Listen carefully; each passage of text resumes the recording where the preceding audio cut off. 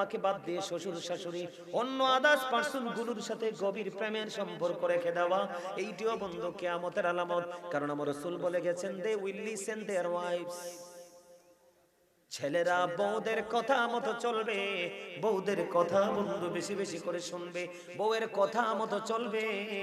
ও বন্ধু, মা বাবার কথাগুলোকে কন্টিনিউয়াসলি ইগনোর করেই যাবে। জোরে কন্যা নাউজুবিল্লাহ। অথচ বন্ধু আমি আপনাদেরকে বলতে চাই, হাদিস শরীফের মধ্যে এসেছে, কোরআনে আল্লাহ কি বলেছেন, ওয়াবুদুল্লাহ ওয়ালা তুশরিকু বিহি শাইয়্যা ওয়া বিল ওয়ালিদাইনি ইহসানা। হাদিস শরীফের দিকে আমি একটু নজর দেই বন্ধু, কারণ মা বাবা সম্পর্কে একটু ধারণা না দিলে বুঝবেন না আপনারা। আমার রাসূলকে প্রশ্ন করা হলো, ইয়া রাসূলুল্লাহ, ইয়া হাবিবাল্লাহ, নবী, নবী গো, ও প্রাণের নবী, এই দুনিয়ার বুকে আমার কাছ থেকে সবচেয়ে সুন্দর, সবচেয়ে মার্জিত, সবচেয়ে প্রেমময় আচরণ পাওয়ার হক কার বেশি? এবার আমার রাসূল বললেন, ফালা উম্মুকা, তোমার মা। এরপর ওই লোকটা আবার প্রশ্ন করলেন, ওই পার্সনটা আবার প্রশ্ন করলেন, ক্বালা সুম্মা মান, তারপরে কে? রাসূল আবার বললেন, ক্বালা উম্মুকা, তোমার মা রে। আবার প্রশ্ন করলেন, ক্বালা সুম্মা মান, তারপরে কে? রাসূল আবার বলে দিলেন, ক্বালা উম্মুকা, তোমার মা। বন্ধুরে আমার, আবার রাসূলকে প্রশ্ন করলেন, ক্বালা সুম্মা মান, তারপরে কে? রাসূল বললেন, ক্বালা আবুকা, তোমার বাবা। কি রে, কি খোঁজো?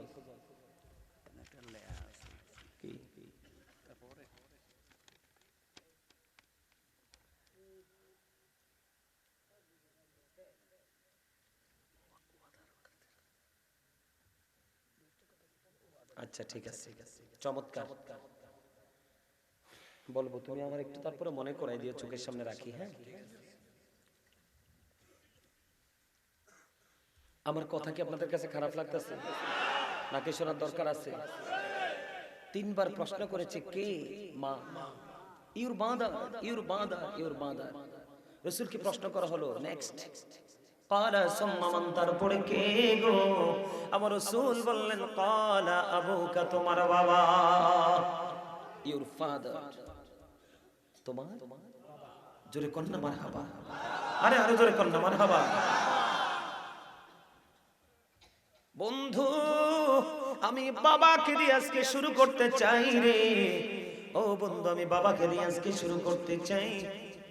গভীরভাবে বন্ধু খেয়াল করে, হাদিস শরীফের মধ্যে এসেছে, আমার রাসূলকে প্রশ্ন করলেন, ইয়া রাসূলুল্লাহ, ইয়া হাবিবাল্লাহ, নবী গো, খেয়াল করেন যুবক, তোমাদেরকে মুমিন করে আমি কথাগুলো বলছি, মাইকের আওয়াজ যেই দিকে যাচ্ছে, যুবক বন্ধু, আমি তোমাদেরকে বলে দিতে চাই রে।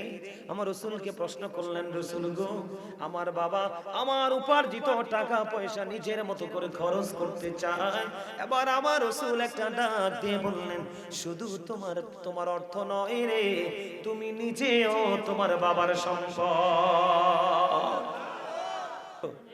করবেন তো জান্নাতের ফল খাওয়া দরকার আছে না? এই খাবার খাইলে শান্তি মিলে দেহে, সত্যিকারের তাকওয়া নিয়ে, প্রেম নিয়ে আমল করলে শান্তি মিলে রুহে। তাহলে আজকের এই বাজার হলো রুহের বাজার, ঠিক কিনা বলেন? আর জোরে সুবহানাল্লাহ ওয়ালহামদুলিল্লাহ লা ইলাহা ইল্লাল্লাহ, সুবহানাল্লাহ আলহামদুলিল্লাহ লা ইলাহা ইল্লাল্লাহ, লা ইলাহা ইল্লাল্লাহ, ও লা ইলাহা ইল্লাল্লাহ। আরশ কুরসি লৌহ কলম সৃষ্টি জাহান ওসিলা, আরশ কুরসি লৌহ কলম সৃষ্টি জাহান ওসিলা। নিজে আল্লাহ খুশি হইয়া নাম রাখিলেন হাবিবুল্লাহ, সুবহানাল্লাহ আলহামদুলিল্লাহ, মাশাআল্লাহ মাশাআল্লাহ, সুবহানাল্লাহ লা ইলাহা ইল্লাল্লাহ, লা ইলাহা ইল্লাল্লাহ, লা ইলাহা ইল্লাল্লাহ। নবী আমার নূরের ফুতুন, জগৎ করলেন অজালা, পুতুল জগৎ করলেন অজালা রোজ হাসরে করবেন তিনি উম্মতের ফয়সালা সুবহানাল্লাহ মাশাআল্লাহ ইল্লাল্লাহ সুবহানাল্লাহ আলহামদুলিল্লাহ লা ইলাহা ইল্লাল্লাহ লা ইলাহা ইল্লাল্লাহ লা ইলাহা আনা মেরে সাথী নমুনি শাইয়া যারে আল্লাহ পাঠাইলা না মেরে সাথী নমুনি শাইয়া যারে আল্লাহ পাঠাইলা নিচে আল্লাহ দোস্ত বলে তাহার প্রেমে মুজিলা সুবহানাল্লাহ আলহামদুলিল্লাহ ইল্লাল্লাহ সুবহানাল্লাহ আলহামদুলিল্লাহ ইল্লাল্লাহ লা ইলাহা ইল্লাল্লাহ লা ইলাহা লা ইলাহা ইল্লাল্লাহ মুহাম্মাদুর রাসূলুল্লাহ সাল্লাল্লাহু আলাইহি ওয়াসাল্লাম জোরে জোরে বলেন আলহামদুলিল্লাহ। এই দিকের সাউন্ড সব সময় কম হয় শুরু থেকে। আল্লাহ কিন্তু দুর্বল ইমানদারের চেয়ে শক্তিশালী ইমানদারকে বেশি পছন্দ করেন। তো আমরা দুর্বল হব না শক্তিশালী হব? আরো জোরে। সব সাইডে শক্তিশালী হতে হবে, জবানে, আওয়াজে, ঈমানে, কাজে, সব সেক্টর আমরা শক্তিশালী হতে চাই, ঠিক কিনা বলেন? আরো জোরে। আমার বানানো কথা না ভাই, এটা হাদিস শরীফ। তবে আপনাদের জিকির যে করছেন শান্তি পাইছেন নি? শান্তিটা কখনে লাগছে? অন্তরে না? এইটাই হলো রূহের খাবার। সুবহানাল্লাহ বলেন। যিনি ইবাদত করার পরে আত্মার মধ্যে শান্তি আসবে, মনে করবেন যে মালিকের দরবারে কবুল হয়ে গেছে। সব পাওয়া যায় দুনিয়া থেকে, কিন্তু প্রশান্তি আসে আল্লাহর কাছ থেকে।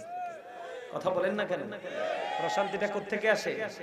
আল্লাহর কাছ থেকে। আল্লাহ কবুল করে নিক। জোরে বলেন আমিন। আরো জোরে বলেন না আমিন। আর একটু মহব্বতে বলেন আমিন। আমার কথা বুঝতে পেরেছেন? হ্যাঁ, তাহলে আল্লাহ কি বলেছেন? তুমিও বাঁচো, তোমার আহালকেও বাঁচাও, ঠিক কিনা বলেন? সম্মানিত উপস্থিতি, আমি আপনাদেরকে বন্ধু বলে দিতে চাই, আল্লাহ রাব্বুল আলামিন পবিত্র কালামে হাকিম স্পষ্ট করে বলে দিয়েছেন, ওয়া'বুদুল্লাহ ওয়া লা তুশরিকু বিহি শাইয়্যান ওয়া বিল ওয়ালিদাইনি ইহসানা। আল্লাহ রাব্বুল আলামিন বলেছে তোমরা আল্লাহর ইবাদত করো। কি করো? ইবাদত করো আল্লাহর, আর আল্লাহর সাথে কোনো কিছুকে শরীক করিও না। ওয়ালা তুশরিকু বিহি শাইয়্যা, আল্লাহর সাথে কোনো কিছুকে তোমরা শরীক করিও না। ওয়া বিল ওয়ালিদাইনি ইহসানা, মা বাবার সাথে কি করতে হবে? সৎ ব্যবহার করতে হবে, উত্তম ব্যবহার করতে হবে। তাদেরকে অ্যাকসেপ্টেবল পারসন হিসেবে তোমাকে গ্রহণ করতে হবে, কারণ মা বাবাকে ভালোবাসা ফরজ রে, আর মা বাবার কলিজায় আগুন দেওয়া হারাম। বন্ধু, এখনকার মা বাবারা, এখনকার ম্যাক্সিমাম ছেলে মেয়েরা, বিশেষ করে ছেলেরা, বাংলাদেশের ইতিহাসে যতগুলো সন্তানকে, যতগুলো বাবা মাকে বৃদ্ধাশ্রমে পাঠিয়েছে, সবগুলো পাঠিয়েছে বন্ধু ছেলেরা। ওমা কথা কন না কেন? কোন মেয়েকে কোনোদিন বা মাকে রাস্তায় ফেলেছে? কোন মেয়েকে কোনোদিন বাবাকে রাস্তায় ফেলেছে? কোনোদিন বাবা মার দূর দিনে কোন মেয়ে দূরে যায় না রে, একমাত্র নিষ্ঠুর আচরণ করে।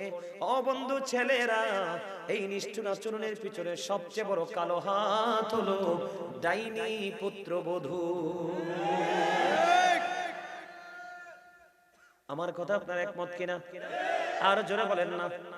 মা বাবাকে বৃদ্ধাশ্রমে পাঠানো, মা বাবাকে খাবারের কষ্ট দেওয়া, মা বাবাকে কাপড় চোপড়ে কষ্ট দেওয়া, বৃদ্ধকালে বাচ্চার মতো মা বাবাকে কোলে পিঠে করে মানুষ করা, আদর করে রাখা, এই সবগুলোর জন্য বন্ধু সন্তান দূরে থাকে। একমাত্র কারণ হলো ডাইনি পুত্রবধূ। কিন্তু এই পুত্রবধূটা কেন ডাইনি হলো? এটা কেন দুষ্ট হলো? কেন এটা ক্যারেক্টার লেস হলো? কেন এটা নিষ্ঠুর হলো? এই গোড়া আসল জিনিস আপনি আমি জানি না।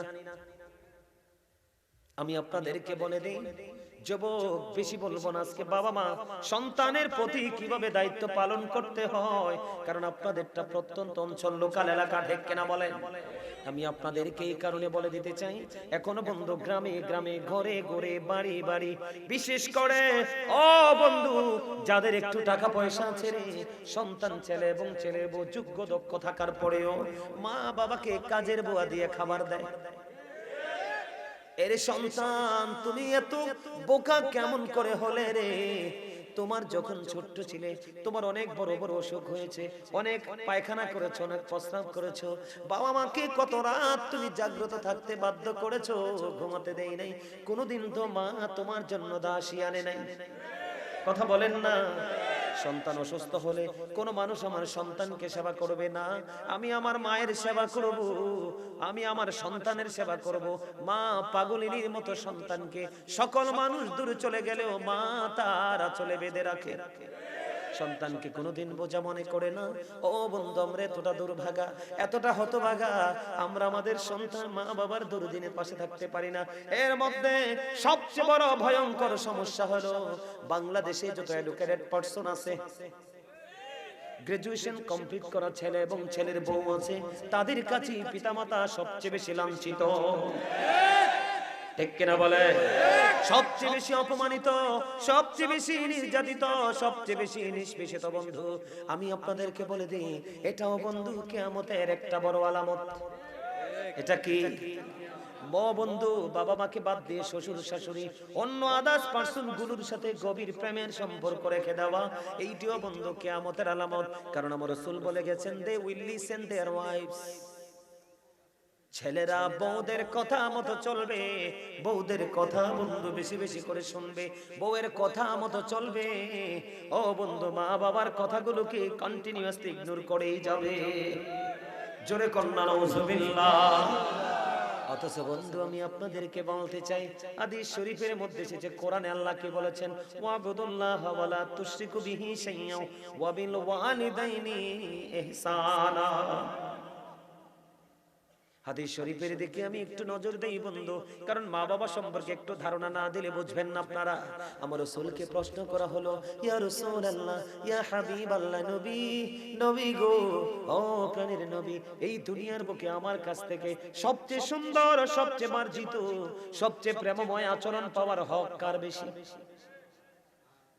এবার আমার রাসূল বললেন, ক্বালা উম্মুকা, তোমার মা। এরপর ওই লোকটা আবার প্রশ্ন করলেন, ওই পার্সনটা আবার প্রশ্ন করলেন, ক্বালা সুম্মা মান, তারপরে কে? রাসূল আবার বললেন, ক্বালা উম্মুকা, তোমার মা রে। আবার প্রশ্ন করলেন, ক্বালা সুম্মা মান, তারপরে কে? রাসূল আবার বলে দিলেন, ক্বালা উম্মুকা, তোমার মা। বন্ধুরে আমার, আবার রাসূলকে প্রশ্ন করলেন, ক্বালা সুম্মা মান, তারপরে কে? রাসূল বললেন, ক্বালা আবুকা, তোমার বাবা। কি রে, কি খোঁজো?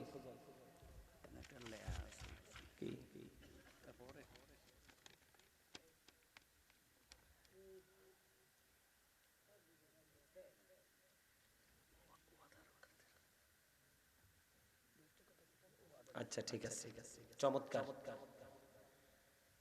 বলবো, তুমি আমার একটু তারপরে মনে করাই দিও, চোখের সামনে রাখি। হ্যাঁ, আমার কথা কি আপনাদের কাছে খারাপ লাগতেছে নাকি শোনার দরকার আছে? তিনবার প্রশ্ন করেছে, কে? মা। Your mother, your mother, your mother. রাসূলকে প্রশ্ন করা হলো, নেক্সট ক্বালা সুম্মা মান, তারপরে কে গো? আমার রাসূল বললেন, ক্বালা আবুকা, তোমার বাবা, ইউর ফাদার, তোমার। জোরে কন্যা মারহাবা, আরে আরো জোরে কন্যা মারহাবা। বন্ধু আমি বাবাকে দিয়ে আজকে শুরু করতে চাই রে। ও ও বন্ধু আমি বাবাকে দিয়ে আজকে শুরু করতে চাই। গভীরভাবে বন্ধু খেয়াল করে হাদিস শরীফের মধ্যে এসেছে আমার রাসূলকে প্রশ্ন করলেন, ইয়া রাসূলুল্লাহ ইয়া হাবিবাল্লাহ নবী গো, খেয়াল করেন যুবক তোমাদেরকে মুমিন করে আমি কথাগুলো বলছি, মাইকের আওয়াজ যেই দিকে যাচ্ছে যুবক বন্ধু আমি তোমাদেরকে বলে দিতে চাই রে। আমার রাসূলকে প্রশ্ন করলেন, রাসূল গো আমার বাবা আমার উপার্জিত টাকা পয়সা নিজের মতো করে খরচ করতে চায়। এবার আমার রাসূল একটা ডাক দিয়ে বললেন, শুধু তোমার অর্থ নয় রে, তুমি নিজেও তোমার বাবার সম্পদ। শুধু তোমার টাকা না বাবা, শুধু তোমার টাকা না, তোমার উপার্জিত অর্থ না, তোমার বাবা তোমাকেও যেমনি যেমনি ইউজ করতে পারবে, তুমি না করতে পারবা। তাহলে বাবার দাম আছে না নাই? যেই সন্তানটা বাবার অবাধ্য, যেই সন্তানটা কি, যেই সন্তানটা বন্ধু বাবার অবাধ্য, এই সন্তানটা আল্লাহর অবাধ্য। তার মানে বাবা যে সন্তানের প্রতি নারাজ রে, আমার আল্লাহ সেই বান্দার প্রতি নারাজ। এটার জন্য কোনো দয়া বা নয় রহমত কিছুই নেই। আমার রাসূল আরো বলেছেন, হতভাগা সে, হতভাগা সে, হতভাগা সে। রাসূল কে গো সেই হতভাগা? রাসূল বললেন বাবা মা দুজন বেঁচে আছে, অথবা একজন বেঁচে আছে। কয়জন? দুইজন বাবা অথবা মা দুজন আছে, অথবা একজন বাবা অথবা মা যেই কোনো একজন আছে। তুমি সন্তান হিসেবে যদি তাদেরকে আদর করে ভালোবেসে সম্মান করে স্নেহ করে যদি তুমি জান্নাতের মালিক হতে না পারো, তোমার চেয়ে বড় হতভাগার কেউ হইতে পারে না।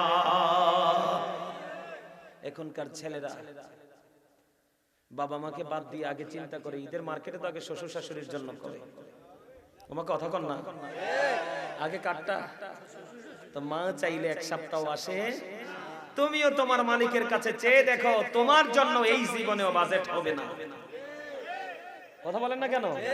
তোমার সক্ষমতা থাকার পরেও তুমি তোমার মা বাবাকে মাহরুম করেছো, তুমিও যখন মালিকের কাছে চাইবে তোমার জন্য কিন্তু আল্লাহর কাছে কিছুই নাই, থাকবে না। ঠিক কিনা বলেন?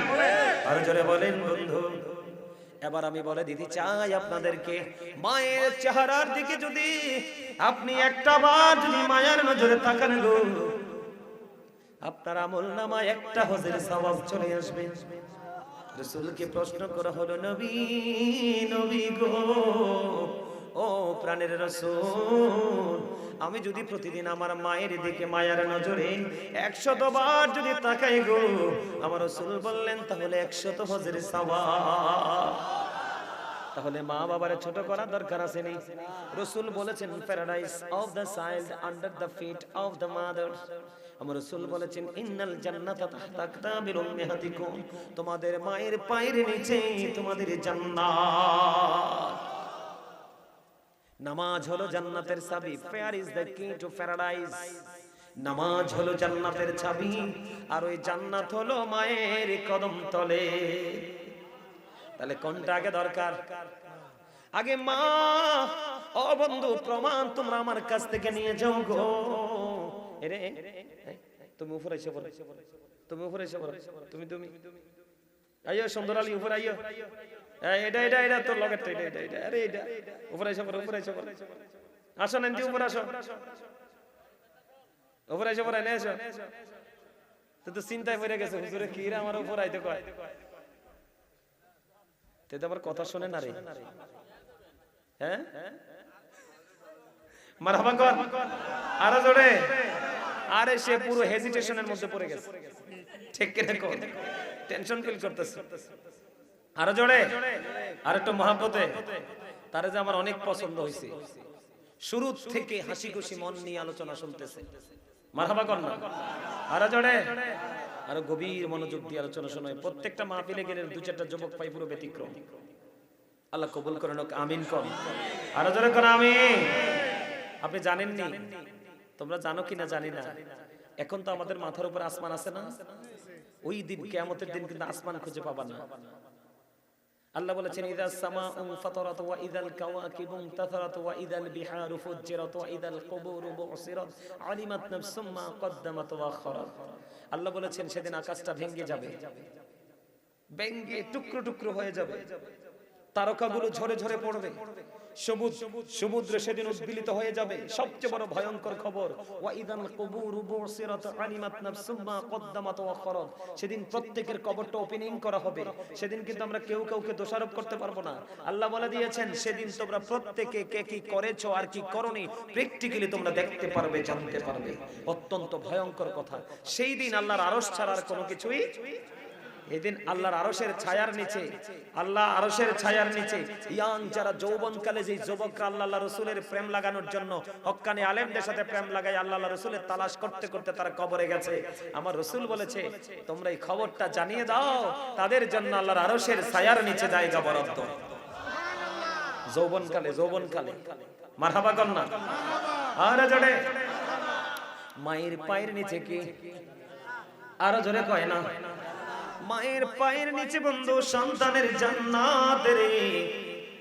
তাহলে আপনি নামাজ পড়বেন ঠিকই বন্ধু, আগে আপনি আপনার জান্নাতটা সুনিশ্চিত করবেন।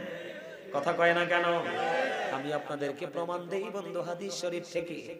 ও বন্ধু হাদিস শরীফ থেকে বলছি, আপনারা শুনেন। হযরতে জুরাইজ নামে একজন আল্লাহর বুজুর্গ বান্দা ছিল। হাদিস শরীফের মধ্যে সে ছেলেটার নাম হলো হযরতে জুরাইজ। এমন আল্লাহর পাগল ছিল রে। আমরা মানুষ যেমন একত্রিত হয়ে নামাজ পড়ি, সেমন ভাবে একত্রিত ভাবে নামাজ পড়তে সে মজা পেত না। সে একাকী নামাজ পড়তো, মন মজাইয়া মালিকের ইবাদত করতো। সুবহানাল্লাহ। এই হযরতে জুরাইজ, ও সিদ্ধির শরীর যুবক, ও বন্ধু তোমাদেরকে আমি বলে দিতে চাই, হৃদয় উজাড় করে শোনো ও যুবকের দল রে। এই আলোচনা শোনার পরে তোমাদের মধ্যে যদি হেদায়াত না আসে, তাহলে হেদায়াত করার আর কোনো সুযোগ থাকবে না। এই হাদিস শরীফটা অনেক লম্বা, গুরুত্বপূর্ণ জায়গাটা আমি তোমাদের সামনে তুলে ধরতে চাই। এবার কি করলেন যুবকেরা? ওই হযরতে জুরাইজ লোকালয় থেকে অনেক দূরে চলে গেলেন। অনেক দূরে চলে গিয়ে বন্ধু তিনি কি করলেন? মাটি দিয়ে একটা হুজরা বানালেন, মানে ইবাদতখানা বানালেন। তো তিনি ওই মাটির হুজরার মধ্যে ইবাদত করে একদিন মা দক্ষিণী দৌড়ে চলে আসলো। মা দক্ষিণী দৌড়ে চলে এসে, ও বন্ধু ছেলে জুরাইজকে ডাকছে, বাবা জুরাইজ, জুরাইজ রে তুমি কোথায় বাবা? আমি মা এসেছি তোমার সাথে দেখা করার জন্য। কি করার জন্য? আমি মা এসেছি তোমার সাথে দেখা করার জন্য। খেয়াল করেন, কিন্তু মা তো তখন, ছেলে তো তখন নামাজ পড়ে। হযরতে জুরাইজ নামাজরত অবস্থায়, ছেলে মনে মনে ভাবে আমি নামাজটা চালিয়ে যাই, নামাজ শেষ করার পরে আমি আমার মায়ের সাথে দেখা করব। ছেলেটা নামাজ চালিয়ে গেল বন্ধু। নামাজ চালাতে চালাতে চালাতে চালাতে আবার কি হলো? ও বন্ধু দেরি হয়ে গেল, মা চলে গেল। আজকে আর ছেলের সাথে দেখা হলো না। পরের দিন আবার আসছে মা ছেলের সাথে দেখা করতে, কিন্তু আজকেও জুরাইজ নামাজরত অবস্থায়। আজকেও ছেলে নামাজরত অবস্থায়। আজকেও মা হুজরার বাহির থেকে ছেলেটাকে ডাকছে, কিন্তু ছেলে ডাকে সাড়া দিচ্ছে না। ছেলে নামাজরত অবস্থায়। আমার বন্ধু আজকের দিনও চলে গেল, 2 দিন চলে গেল বন্ধু। তৃতীয় দিন আসলো। কোন দিন? তৃতীয় দিন আবার আসলেন মা দক্ষিণী। আইসা দেখে, বাবা জুরাইজ তুমি কোথায় গো? আমি মা এসেছি তোমার সাথে দেখা করার জন্য। আজকেও বন্ধু জুরাইজ দেখা দিল না, দেখা দিল না রে। ও বন্ধু জুরাইজ আজকেও দেখা দিল না। আজকেও নামাজরত অবস্থায়। 1, 2, 3 দিন মা আসলেন ছেলের সাথে দেখা করার জন্য, কিন্তু দেখা করতে এসে দেখলেন ছেলেটা 3 দিনই নামাজরত অবস্থায়। তৃতীয় দিন এখান থেকে যখন চলে যায় রে, চলে যাওয়ার সময় মা দক্ষিণী বললেন, আল্লাহ একে একে 3 দিন আসলাম ছেলের সাথে দেখা করার জন্য গো, ছেলেটা আমার সাথে দেখা দিল না।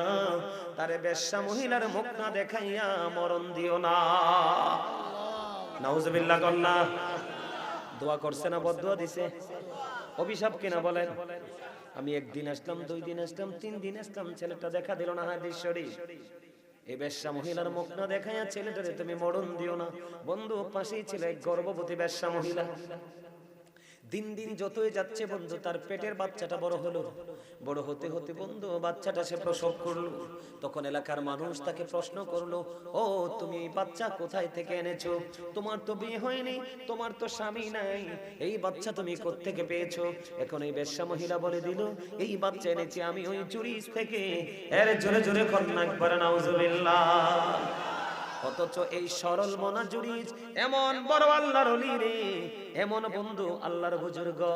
ও বন্ধু বুঝেন না, মানুষের সাথে সে আমল করবে না, কারণ একসাথে আমল করলে তার আমল মজা লাগে না, সে তার মালিক কেমন মজাইয়া ডাকতে পারে না। এমন একজন আল্লাহওয়ালা ও বন্ধু বুজুর্গ ছেলে, তার মা বরদোয়া দিয়ে গেল, আমি বারবার আসলাম দেখা করতে, দেখা দিল না রে। ওই ছেলেকে বেশ্যা মহিলার মুখ না দেখাইয়া তুমি মরণ দিও না। বেশ্যা মহিলার পেটের বাচ্চা আসলো। ও বন্ধু, মানুষ প্রশ্ন করলো তৎকালীন সময়ে, এই বাচ্চা তুমি কোথায় পাইছো? ওই বেশ্যা মহিলা বলল, আমি জুরিজ থেকে এনেছি। নাউজুবিল্লাহ। এবার বন্ধু তৎকালীন সময়ে মানুষগুলো পাগল হয়ে গেল, দৌড়ে ছুটে আসলো ওই হযরতে জুরিজের। এসে বন্ধু তার হুজরাটা মাটি দিয়ে বানানোটা ভেঙে ফেললো, ভেঙে আবার তাকে টেনে হেসড়ে হুজরা থেকে বের করতে শুরু করলো। হুজরা থেকে বের করতে করতে বন্ধু এমন একটা অবস্থা হলো, জুরিজ মানুষকে প্রশ্ন করা শুরু করে দিল, আমার কি অন্যায়, আমার কি অপরাধ, আমাকে কেন মারছো? এবার ওই জুরিজ যখন প্রশ্ন করলো, এবার বলল, ওই বেশ্যা মহিলার পেটে তুমি বাচ্চা দিয়েছো। নাউজুবিল্লাহ বলেন না। জুরিজ আশ্চর্য হয়ে গেছে, এটা আবার কেমন ধরনের কথা, এমন কাজ তো আমি কোনোদিনই করতে পারি না, করিনি, আমি এই কাজ করিনি বন্ধু। এবার হযরতে জুরিজ এবার তিনি বললেন, কোথায় রে সেই বাচ্চাটা? ও বন্ধু সংখ্য মানুষ একত্রিত হলো। দেখবেন চোর যদি চুরি করে মানুষের কোনো ফিলিংস থাকে না, কিন্তু ভালো মানুষ অথবা মসজিদের ইমাম সাহেব যদি ছোট্ট ত্রুটি করে রে, তার কিন্তু রেহাই নেই। কথা কন না কেন? উগ্র আচরণ শুরু করে কিনা, কিন্তু তারা এটা বোঝে না বন্ধু, যে মানুষ তো ভুলের ঊর্ধ্বে নয়। কিন্তু হযরতে জুরিজ একটা বন্ধু মায়ের অভিশাপ। এবার অসংখ্য মানুষ দাঁড়িয়ে আছে বন্ধু। জুরিজ বলল, আমাকে একটা ঘটি পানি দাও। এবার জুরিজকে একটা ঘটি পানি দেওয়া হলো। তিনি নামাজ পড়লেন, আর নামাজ পড়ে আবার তিনি কি করলেন বললেন, তোমরা একটা কাজ করো। কি কাজ করব? কাজটা হলো, তোমাদের কাজ হলো কি রে? তোমাদের কাজ হলো ওই বাচ্চাটাকে আমার কাছে নিয়ে আসো। জুরিজ নামাজ পড়লেন, নামাজ শেষ করার পরে অসংখ্য মানুষ জুরিজ এই ছোট্ট বাচ্চাটার পেটটার উপর হাত দিলেন, হাত দিয়ে বললেন, বাবু বাবু রে, তুমি বলো না তোমার বাবাকে? অটো বন্ধু, পৃথিবীর বুকে এই নবজাত শিশু মাত্র দুনিয়ার বুকে এসেছে। ওই বাচ্চাটা সঙ্গে সঙ্গে বলে দিল, ওই রাখাল আমার বাবা। জোরে জোরে করলেন একবার আল্লাহু আকবার। বন্ধু আমি বুঝাইতে চাই আপনাদেরকে, যে জুরি যেমন একজন আল্লাহর ওলি ছিল, ওনার হাতের স্পর্শ লাগার কারণে ও বন্ধু ছোট্ট বাচ্চা যদি জবান খুলে যায়, তাহলে বুঝেন সে কেমন আল্লাহর ওলি। ছেলে কিন্তু মাকে গালি দেয় নাই, খাবার চাইছে খাবার দেয় নাই, পোশাক চাইছে পোশাক দেয় নাই, এমন না। কিন্তু ছেলে তো নামাজ পড়তেছে, মনে মনে বলে, আল্লাহ নামাজ শেষ করি, তারপরে মায়ের সাথে দেখা করব। দেখতে দেখতে 3টা দিন বন্ধু পার হয়ে গেল, মায়ের দেখা হলো না। এই জন্য বন্ধু মা অভিশাপ দিয়ে গেল।